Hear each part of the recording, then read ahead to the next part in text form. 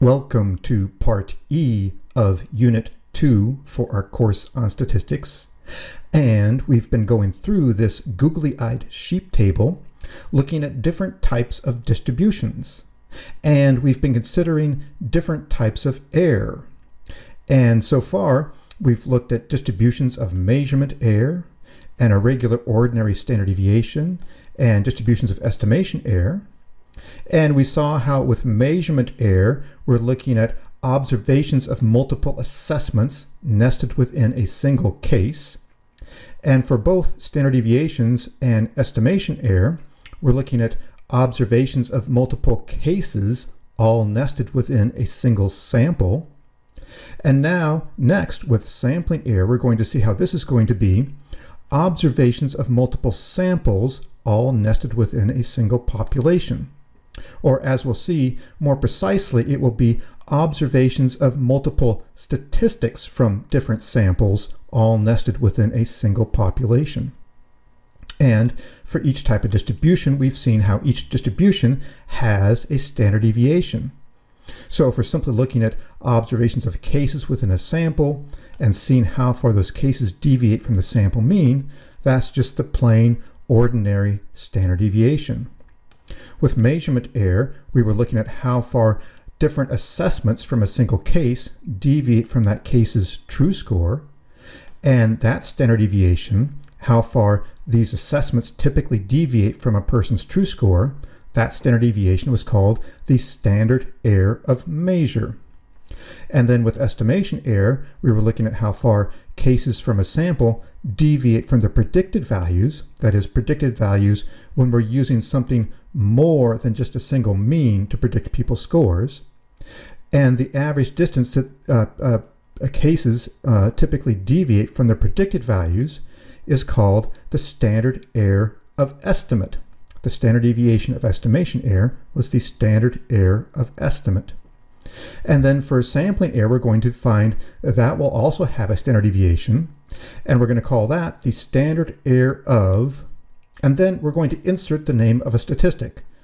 So in this case, we're going to have different types of sampling error because sampling error can pertain to different types of statistics.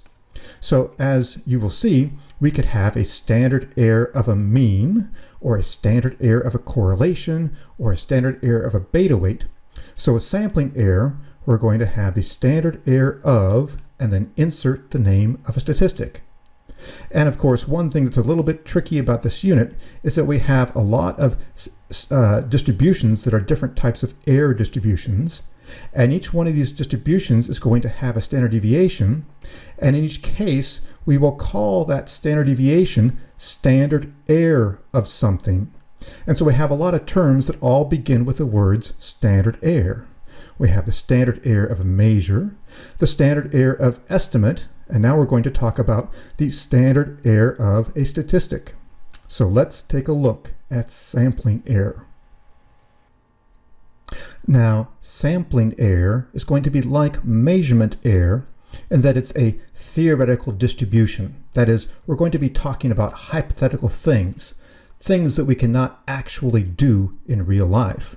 So with measurement error, I talked about the idea that what if we could assess a single case an infinite number of times and administer this entire infinite pool of all the possible assessments that could be given. And we could talk about hypothetically what would happen if we did that, but we can't actually do that in real life. And likewise, with sampling error, we're going to be talking about things that we can't actually do in real life. And here is the picture that I've drawn to illustrate sampling error. So let's see what we have. And it may be helpful to consider an example. So for example, let's say I was doing research with people who have been diagnosed with hypertension or high blood pressure. And I want to know the extent to which people with hypertension tend to be adherent to their treatment plans. So people with hypertension are often prescribed to take a medication on a daily basis, and I might want to know, on average, how often do they take their medication? To what extent do they adhere to their treatment plans to take a daily medication? So what I might do is I might get a sample of, say, 50 people who have hypertension and have been prescribed to take a daily medication, and maybe I assess how many days they've taken their medication over the last month. And then I calculate the average. And say, for example, I get an average of 22, meaning that on average, people have taken their medication on 22 days over the last month. And I'll call that my index of adherence. So their average adherence, I'll say, is 22 for that sample. And we could represent that on this page here in the upper left-hand corner. For example, I've got a square with a bunch of faces in it. And let's say that square represents my sample of 50 people with hypertension. And then I'm going to calculate a mean with that sample on a variable, say their adherence. And I get a mean, say the mean is 22. In this sample, people took their medication an average of 22 days over the last month. So what I did here is I got a sample of, say, 50 people, and I calculated a mean for that sample, and my mean was 22. Now what I'm going to do is I'm going to replicate my study. Let's say I get a different sample of 50 people, the same sample size, different people though. So this second box here, the second square, say those faces, that represents my second sample of 50 people.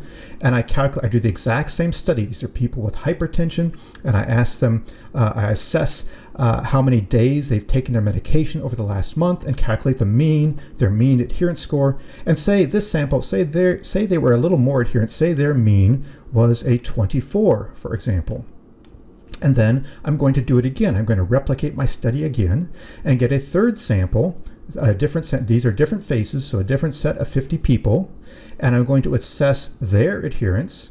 Maybe that third sample, maybe they were really unadherent. They didn't do very well at all. Maybe they were down at a 19 or something like that. So they had low adherence. The mean for that sample was 19, for example. And then I'm going to get a fourth sample and calculate their mean. Maybe their mean was a 21.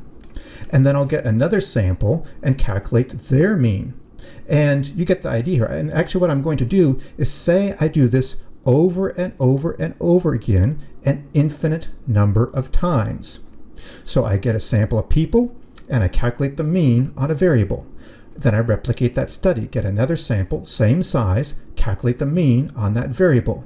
And then I do it again, get another sample, calculate the mean on that variable, and I replicate my study over and over and over again an infinite number of times.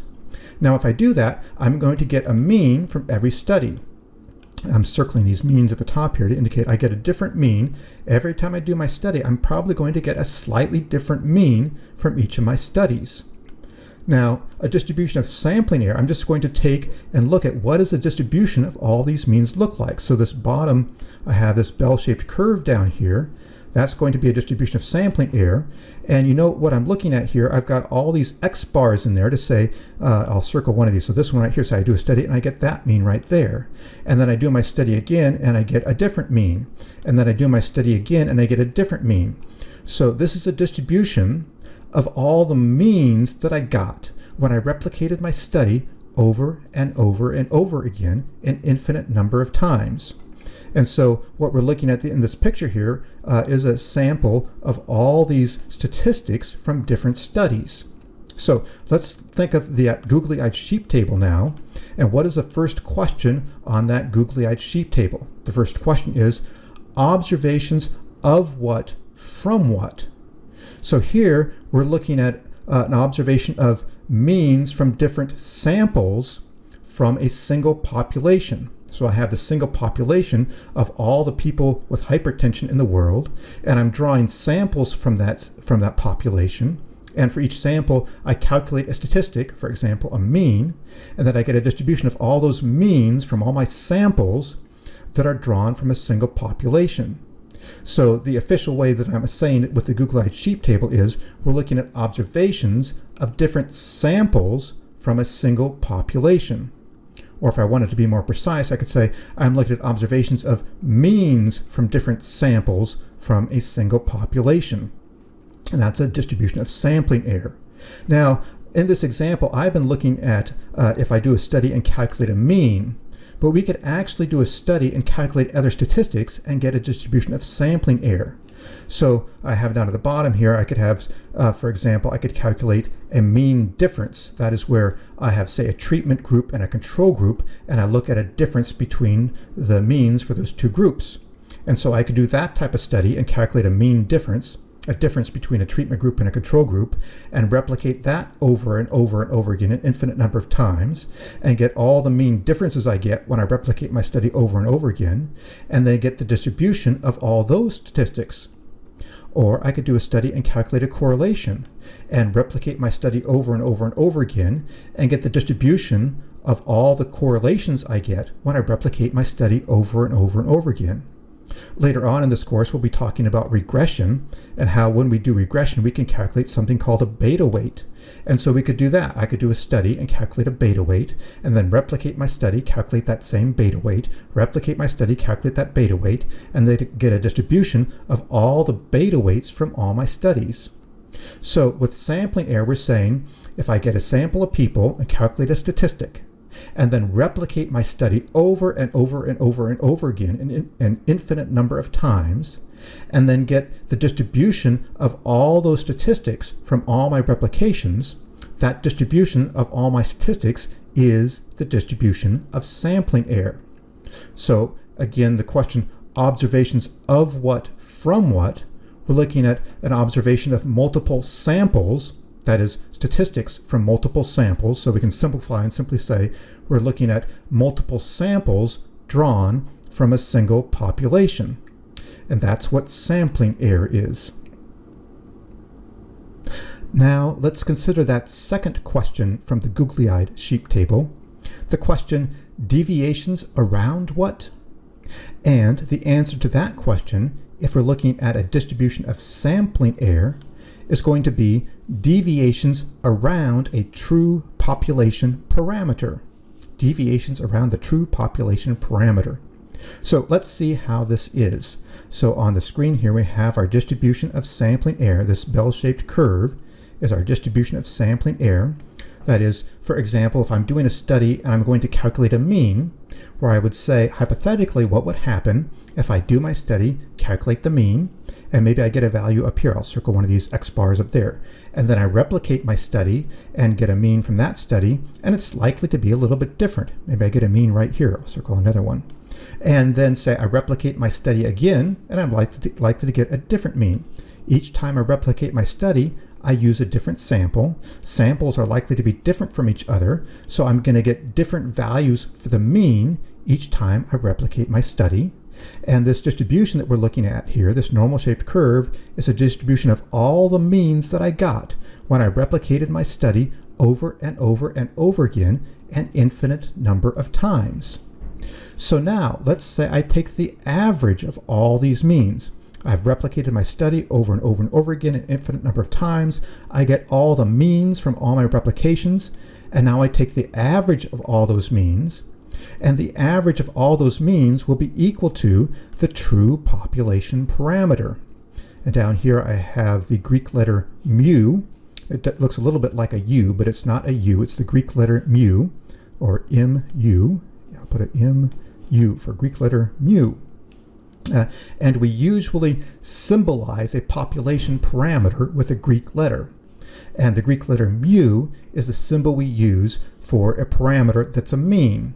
So the population parameter for the mean is mu. And again, the population parameter is the mean that we would get. In this case, if we're looking at a mean, it would be the mean we get if I were to have assessed the entire population. So for example, if I was doing research on people with hypertension, it would be, say, the average adherence I would get if I assessed the entire population of all the people in the world with hypertension.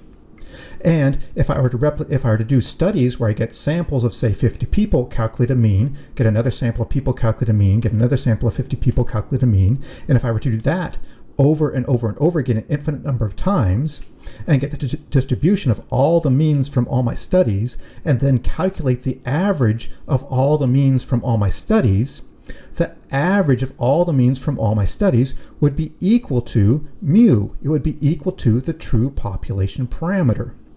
Now, this should sound familiar to you, because what I'm talking about here is precisely what I gave you as the definition for an unbiased statistic. I said an unbiased statistic is a statistic where the expected value is equal to the true population parameter.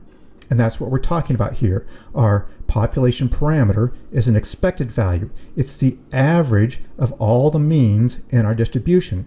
It's the midpoint of this distribution. That is, say for example, I were to do one study and get a sample of 50 people. I'll say this, put this square right here. So I get these 50 people, say that's a sample of 50 people, and I'm going to calculate their average adherence. I'm going to get the mean for their adherence.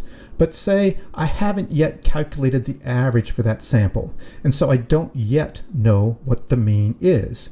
And I want to guess what the mean is for that sample before I actually calculate it. For some reason, I want to play this little game and guess what the mean is. Now, if by chance, for some reason, I was able to determine what the true population parameter is, if I knew the true population parameter, well, that population parameter would be the best guess I could give for that mean.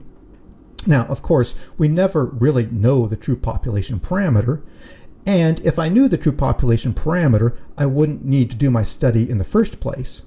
But if I did know that population parameter, it would be the best guess I could give for what I would expect to get for the mean for an individual study.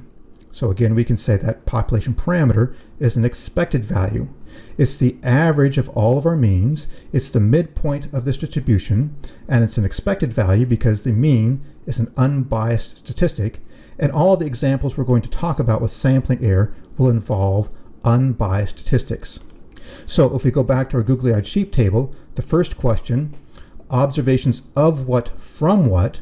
So in this case, we're looking at observations of means from different samples from a single population and looking at how far these means from different samples deviate around the true population parameter. So we're looking at observations of samples from a single population and how far those samples deviate around a true population parameter. Or if I want to be more precise, I could say we're looking at statistics from different samples from a single population. In this example we're looking at here, we're looking at a mean. And like I said a while ago, we could do the same thing with a correlation. Maybe I do studies and I calculate a correlation and I replicate that over and over and over again, and I get a distribution of all the correlations from all my studies, and I see how far the correlations deviate from the true population parameter. In that case, it would be observations of correlations for multiple samples drawn from a single population, and how far those samples, in that case the correlations from the samples, deviate from the true population parameter. So from the googly-eyed sheep table, if we're looking at sampling error, observations of samples from a single population and looking at how far those samples deviate from the true population parameter, or specifically how far statistics from those samples deviate from the true population parameter. And just like all the distributions that we've been looking at, a distribution of sampling error will have a standard deviation. And the standard deviation for a distribution of sampling error will be called the standard error of a statistic. In other words, it will be called the standard error of whatever statistic it is that we're looking at. So in this case, for example, we're looking at a picture here on the screen that has all these means from all these studies. That is, I do a study, get a sample of people, and calculate the mean for that sample. And then I replicate my study. I get another sample, a different sample, the same exact size, but a different sample. I replicate my study and get the mean for that sample. And then I replicate my study over and over and over again an infinite number of times, and I get all the means from all my samples. And that will be my distribution of sampling error. And that's what we're looking at in this bell-shaped curve here. I'm showing all these means that I got when I replicated my study over and over and over again an infinite number of times. And this distribution of all these means from all my replications, this distribution will have a standard deviation. And the standard deviation of this distribution will be called the standard error of the mean. And we can symbolize that with an SD for standard deviation, and then a subscript with an X bar there. And we'll always write the standard error of a statistic this way, but it will be the standard error of insert name of statistic. So in this example, we're looking at the standard error of a mean, and we'll symbolize that SD subscript X bar for the mean. But we could also look at, for example, a standard error of a correlation, and we would symbolize that SD subscript R. So with the standard error of the mean, this is telling us, if we replicate our study over and over again, how far does each sample's statistic typically deviate from the true population parameter. It tells us how far each sample statistic typically deviates from the true population parameter. That's what the standard deviation of this distribution tells us. The standard deviation of sampling error tells us how far each sample statistic typically deviates from the true population parameter. Or we could say it this way. The standard error of the mean tells us how far each sample's mean typically deviates from the true population parameter. So like a lot of the pictures I've been showing you, down at the bottom, I have this blue double-headed arrow, and that's showing you the size of the standard deviation for this particular distribution. And if our standard deviation is this big, this blue double-headed arrow, it shows us how big the standard deviation is, or in this case, more precisely, that's the standard error of the mean. If the standard error of the mean is this big, that means that the average study deviates from the true population parameter by that much, by the amount that's our standard error of our statistic. That's our standard deviation for this distribution. So the standard error of a statistic, for example, the standard error of a mean, which we're looking at here, tells us how much the average study deviates from the true population parameter. If our mean is this big, look down here, if our mean is this big right here, as this blue double-headed arrow, it means that the average study deviates from the true population parameter by that much. The standard error of a mean tells us how far each study's mean typically deviates from the true population parameter. Now, up to this point, most of my examples have involved a situation where I get a sample and calculate just a single mean. But like I've been saying, we can consider sampling error for many different types of statistics. Say, for example, I do a study and calculate a mean difference. That is, I calculate a difference between two means. This would be the type of thing I want to do if I want to see if there's a difference between two groups. For example, consider I was doing that study where I was investigating how much people like blue-footed booby birds, and I wanted to see if there was a gender difference in how much people liked blue-footed booby birds. So I could calculate the mean for men, for how much men like blue-footed booby birds, and I could calculate the mean for women, and then see if there's a difference between those two means. I'd want to see if there's a mean difference. And I could symbolize that, I could notate that as y bar minus y bar, meaning the mean for group 1, say the mean for men, minus the mean for group 2, say the mean for women. Now, note that I'm using the letter y here because if I'm looking at a group difference on an outcome variable, say is there a difference between men and women and how much they like blue-footed booby birds, group membership is essentially the predictor variable, and how much they like blue-footed booby birds would be the outcome, and the outcome variable is the one we label y, and the predictor variable is the one we label x. And so if I want to see if there's a difference between two groups on the outcome variable y, how much they like blue-footed booby birds, I'm going to symbolize that as y bar, the mean on the outcome variable for group 1, minus y bar, the mean on the outcome variable for group 2. So y bar minus y bar is a symbol for a mean difference, a difference between two means from two different groups. And probably the most common place where we would calculate a mean difference is if I'm doing a clinical trial or an experiment where I randomly assign cases to a treatment group and a control group, and I want to see if there's a difference between those two groups on some outcome variable. In that case, I'd want to calculate a mean difference, y bar minus y bar. So we could plug this into our consideration of sampling error. So say I do a study, and maybe let's consider a different sample size here. Say I do a study and get a sample of 30 people. and I have maybe a treatment group and a control group. People are randomly assigned to a treatment group and a control group, and then I calculate this mean difference, the mean on the outcome variable for group 1 minus the mean on the outcome variable for group 2 to see if there's a difference between means. To see if there's a difference between two groups, I calculate this mean difference. And then I replicate my study. I get a different sample of 30 people, and I calculate the mean difference for that sample. When I do everything the same. I assign people to a treatment condition and control group, and then I calculate my mean difference for that sample, and then I replicate it again. I get another sample of 30 people, replicate my study, and calculate the mean difference for that sample. And so then if I replicate my study over and over and over again an infinite number of times, I will have this distribution of sampling error for mean differences. These are all the mean difference scores I got when I replicated my study over and over and over again. Sometimes I got a big difference between groups, maybe sometimes I got a smaller difference. So each time I do my study, I get a slightly different mean difference. And this distribution of sampling error now, I've got y bar minus y bar in my distribution. So that's looking at a distribution of all the mean differences I got when I replicated my study over and over again an infinite number of times.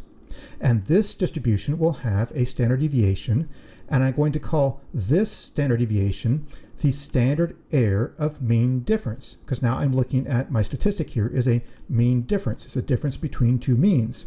And I'll symbolize that SD subscript y bar minus y bar, the standard deviation of sampling error of mean difference scores, the standard error of mean difference.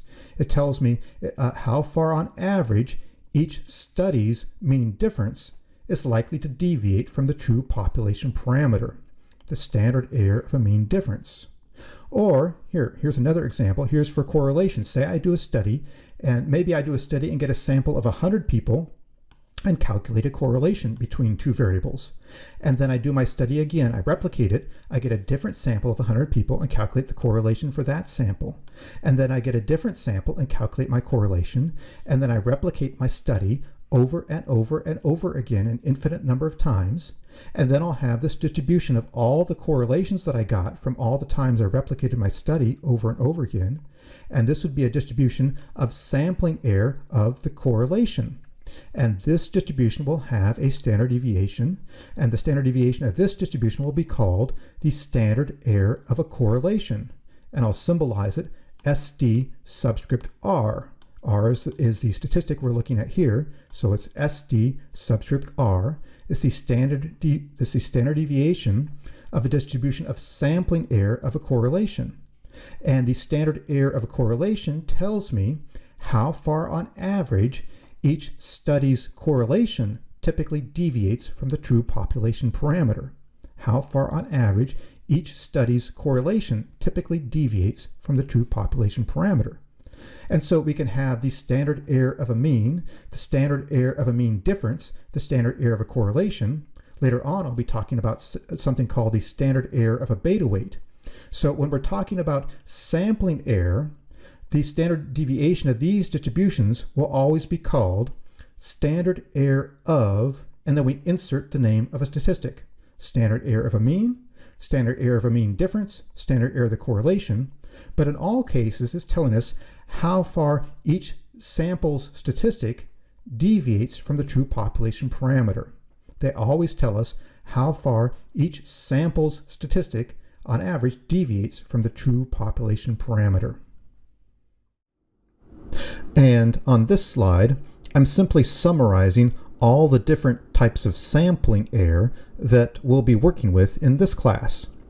So for example, we'll look at the standard error of a mean, and we'll look at the standard error of a mean difference, and we'll be working with a standard error of a correlation. And then we'll also be doing regression, and when we do regression, we'll calculate something called beta weights, and then we'll be looking at something called the standard error of the beta. So note how sampling error is different from all the other types of error distributions we've been looking at on that googly-eyed sheep table. For example, we looked at measurement error, and there was only one type of measurement error, and the standard deviation of a distribution of measurement error was called the standard error of measure. And then we looked at estimation error, and there was only one type of estimation error, and the standard deviation of a distribution of estimation error was called the standard error of estimate. But with sampling error, there's many different types of sampling error. Each type pertains to a different statistic. So with sampling error, we have different types of standard deviations. We have the standard deviation of sampling error of a mean is the standard error of a mean.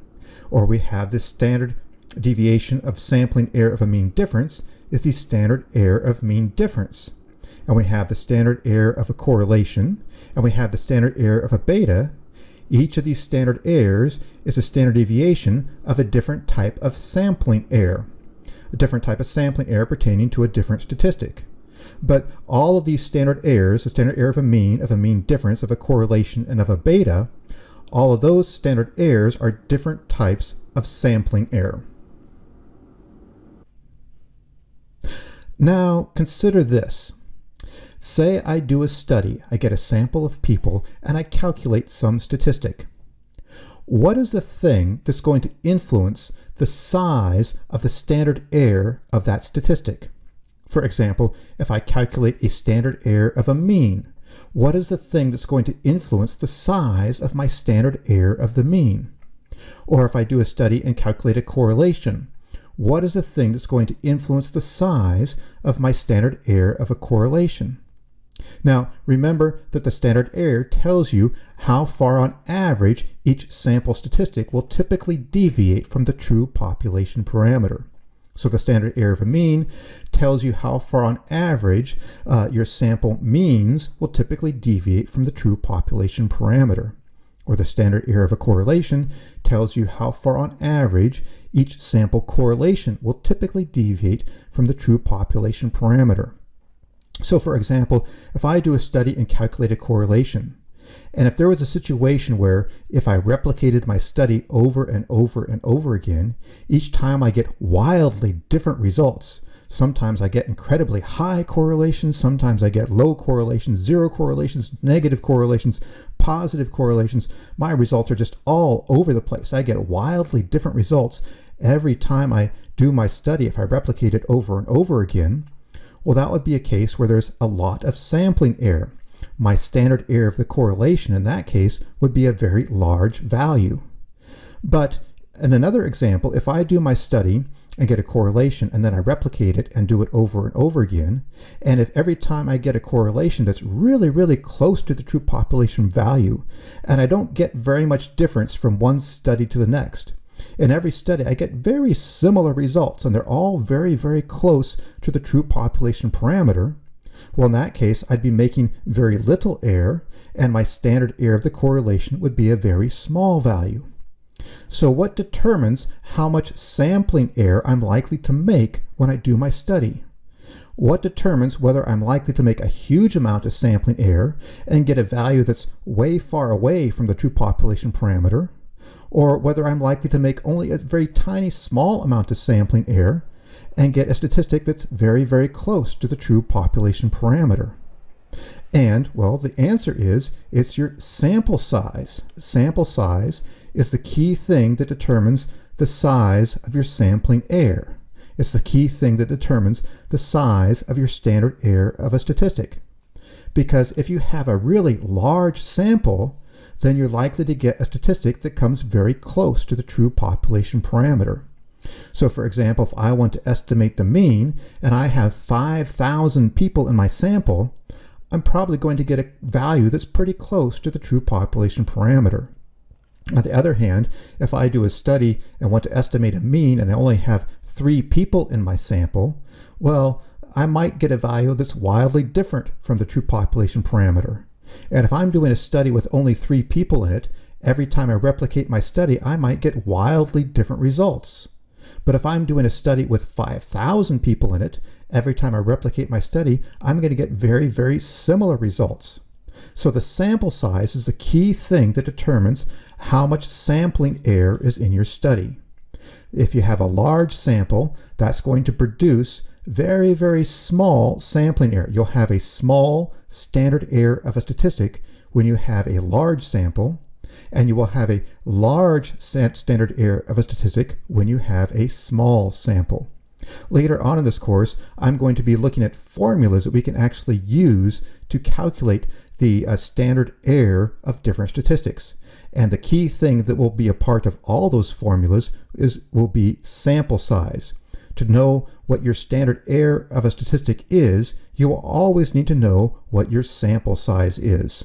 So the key thing for now to know is that the standard error of a statistic, the key thing that influences how big that standard error is the size of your sample. Now, another important thing to know about sampling error is that distributions of sampling error will always be almost perfectly normal in shape. Now, previously, we've talked about the normal distribution in regards to scores from cases or people in a sample. And in that case, we talked about the fact that if I have a distribution of scores from people, that distribution might often come very close to fitting a normal distribution, but then it might not. Scores from people sometimes fit a normal distribution or come close to it, and sometimes they don't. But the situation is quite different if we're talking about sampling error. If we're talking about sampling error, then a distribution of sampling error will always be almost perfectly normal in shape. Now, if I want to be technical here, if you want to be technical, we could refer to something called the central limit theorem. And the central limit theorem essentially states that, that as your sample increases in size, that the shape of your sampling error will become infinitely closer to normal as the sample size increases. So if you have a distribution of sampling error for a statistic, that shape of that distribution will become infinitely closer to normal as your sample size increases. Now, for our purposes, it's useful to note that if your sample is larger than 30 cases or 30 people, at that point, the shape of your sampling error will be essentially indistinguishable from a normal distribution. And even if you have less than 30 people or 30 cases in your sample, oftentimes, even then, it may be indistinguishable from normal. So for everything we'll be doing in this class, we're going to be looking at situations where the shape of the distribution of sampling error will always be essentially indistinguishable from normal. It will be so close to fitting the shape of a normal distribution that it's going to be indistinguishable from a normal distribution. And therefore, in this class, whenever we're talking about sampling error, we can assume that the sampling error comes close enough that we can just say it fits the normal distribution. And that will allow us to do many useful things. Now, for each type of distribution that we've been considering from that googly-eyed sheep table, I've given you a set of equations, a set of linear equations that we can use to describe that distribution. So you may be wondering, do I have a set of linear equations to give you to describe distributions of sampling error? Well, indeed I do.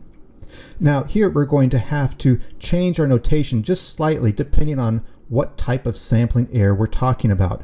Are we talking about sampling error for a mean, or for a beta, or for a correlation, or for a mean difference? We'll have to change our notation just slightly to clarify what statistic we're dealing with. On the screen here, I have the linear equations for sampling error for a mean. Now, in these equations where we're looking at sampling error, I'm going to use subscripts of S and P, where the subscript S will stand for sample, and the subscript P will stand for population. So let's look at our equations and see what we have. This is equations for sampling error for a mean. And so first we have the equation that uses the hat, and I have the predicted score for the mean for sample S from population P. So I have X bar, that's the mean, and then I put a hat on top of my bar, so it's kind of like X hat bar, I guess you might say it that way. I've got, that stands for it's the predicted mean, and then I have subscripts S and P. S stands for sample, P stands for population. So this is the predicted mean from sample S from population P is equal to the true population parameter for population P. And in these equations, I'm always going to use a Greek letter to indicate a population parameter, and each statistic has a different Greek letter that's used to indicate its population parameter. And as I mentioned before, we use this Greek letter mu to indicate the population parameter for a mean. So putting it all together, we have the predicted mean from sample S for population P is equal to the true population parameter mu from population P. Or we could write the same equation without the hat, take the hat away, and say the actual mean from sample S for population P is equal to the true population parameter for population P plus the error, how far my sample mean deviated from the true population parameter, the error for sample S from population P.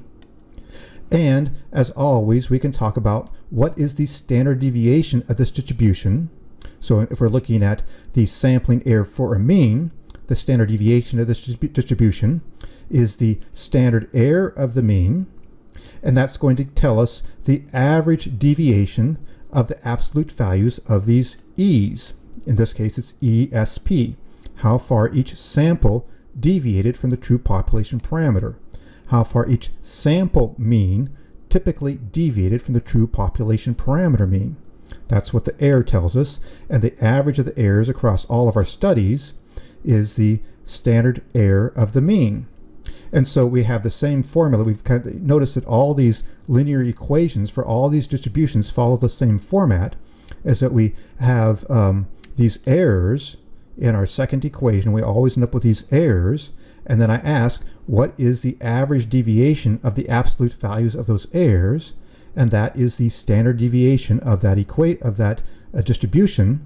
So in this case, the average deviation of the absolute values of these errors, ESP, how far each study deviated from the true population parameter, well, that is the standard error of the mean.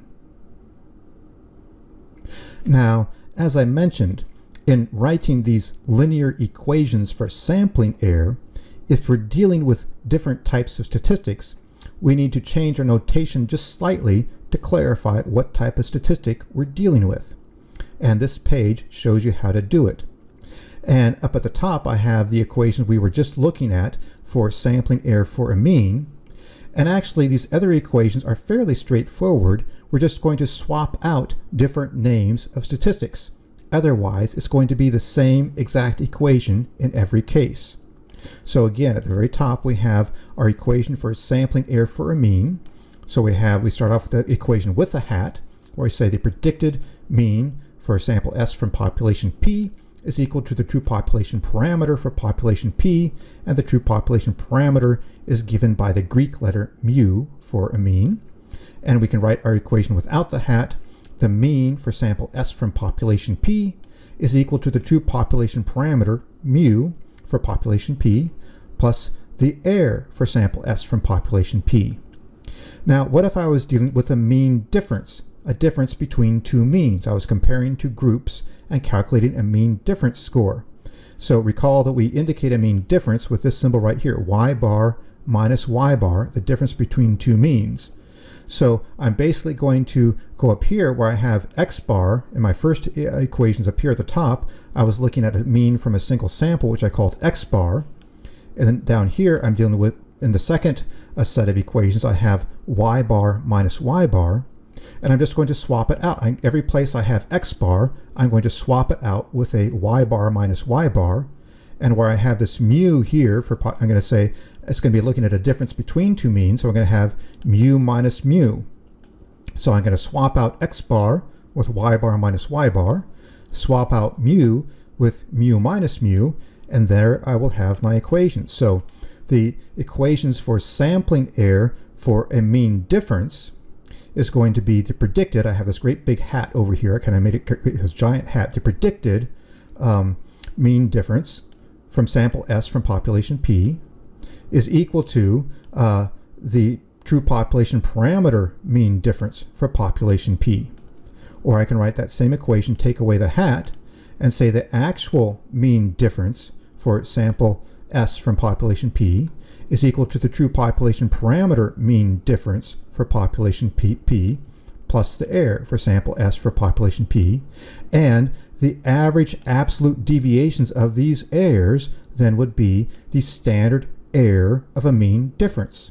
The standard error of a mean difference would be the average absolute value of these errors, ESP, from this second set of equations. Down below that, I have equations for sampling error if we're looking at a correlation. So I have a correlation, we'll symbolize that with the letter R. So R hat is the predicted correlation for sample S from population P, is equal to, and this is a Greek letter rho. That it looks like a P, but it's a Greek letter rho, and the Greek letter rho is the Greek letter we'll use to symbolize a correlation. So that's the Greek letter rho, R-H-O, rho. The Greek letter rho is the symbol we'll use to be the population parameter for a correlation. So again, putting it all together, we've got the predicted correlation for sample S from population P is equal to the true population parameter, the Greek letter rho, for population P. Or we can write the same equation taking away the hat. The actual correlation that we get, the actual correlation from sample S from population P, is equal to the true population parameter for population P plus the error for sample S from population P. And then here, if we get the absolute value of these errors, if we say what's the average absolute value of these errors, that's how far on average each sample correlation typically deviates from the true population parameter. The average absolute value of these errors would be the standard error of a correlation. The average absolute value of the errors from this third set of equations here would be the standard error of a correlation. And then finally, at the very bottom, I have what we would do if we're doing regression and calculating beta weights. And so I'd say the beta weight, I'll use this lowercase b to be the beta weight for a sample. I'll say and then put the hat on top is the predicted beta for sample S from population P is equal to the true population parameter. And here I'll use the Greek beta symbol as a population parameter from population P. So again, we have the predicted beta from sample S from population P is equal to the true population parameter, Greek beta, for population P. And we can write the same equation taking away the hat, and we say the actual beta, I take the hat away, take the actual beta for sample S from population P is equal to our true population parameter, Greek beta, from population P, plus the error for sample S from population P. And this error is telling us how far each sample beta typically deviates from the true population parameter. And if we get the average size of the absolute values of these errors, that would give us the standard error of the beta.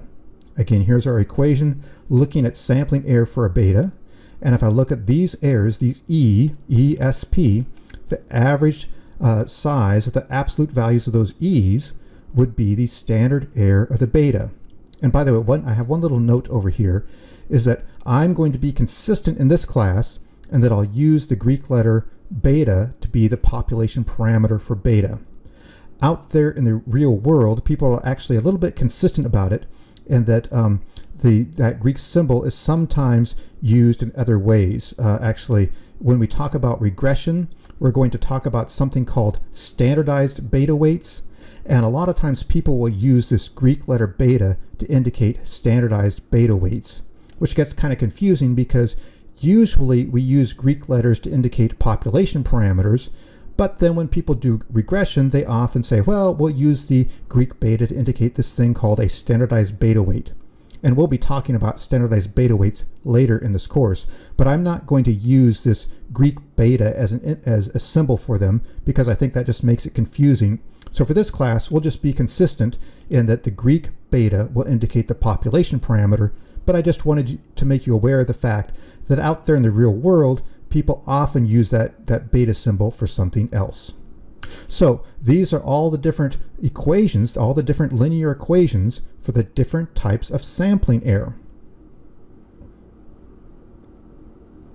And now I have a song about the standard error of a statistic, and the lyrics for this song give the basic idea for what a standard error of a statistic is.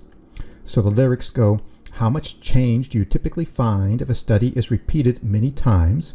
So that's getting at that basic idea that we've been talking about, where we say, hypothetically, what would happen if I did a study and got a sample of people and calculated a statistic, and then I replicated my study over and over and over again an infinite number of times, and I looked at how much my statistics change across each replication.